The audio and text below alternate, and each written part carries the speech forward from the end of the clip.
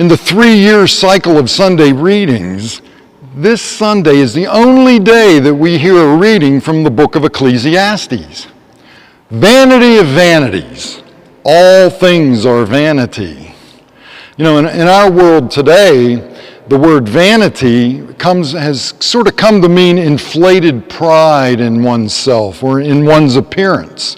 But the original meaning of the word is the one intended in the first reading, something that's empty or valueless. In vain comes closer to the meaning.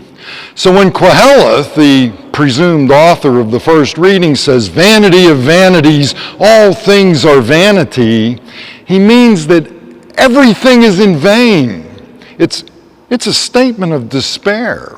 You know, he has seen and experienced it all. Mighty cities, power, sensual pleasures of food and drink and sex. You know, if he were living today, Koheleth would be saying, been there, done that. You know, how many times have we heard that line? Ecclesiastes is so depressing that a lot of people wonder why it's even in the canon of sacred scripture at all.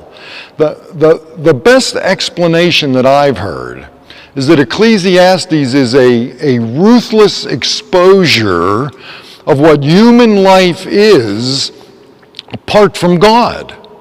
And if we take it really seriously, it prepares the way for a clear hearing of the gospel of Christ. Ecclesiastes isn't so much good news as it is the bad news that has to be heard before the good news becomes audible. Vanity of vanities, all human life, everything we do, everything is ultimately futile and meaningless if viewed in and of itself apart from God. Paul is emphatic in his letter to the Colossians. Seek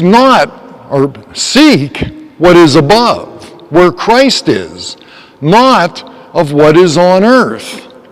Put to death things that are earthly, the things that don't lead you to Christ, because everything else is worthless, in vain. He challenges us to ask ourselves if we spend more time pursuing heavenly things or earthly things. And we need to seriously ask ourselves that question. It's because Jesus in the gospel takes both of those readings, pulls them apart, puts them back together, and ties them up with a bow and hands them to us saying, you fool, what have you wasted your life on? God could call you at this very minute, and when you meet him face to face, what will you have to show for your life? The job, the car, the house, the vacations, the toys will all disappear from your life like smoke. What will you have left? That's what he's asking. What God is asking each one of us to be and to do in our lives might not make the highlights of the 6 o'clock news, but they'll certainly help someone, including ourselves, become wiser and happier and bring them closer to heaven. And that's much more important.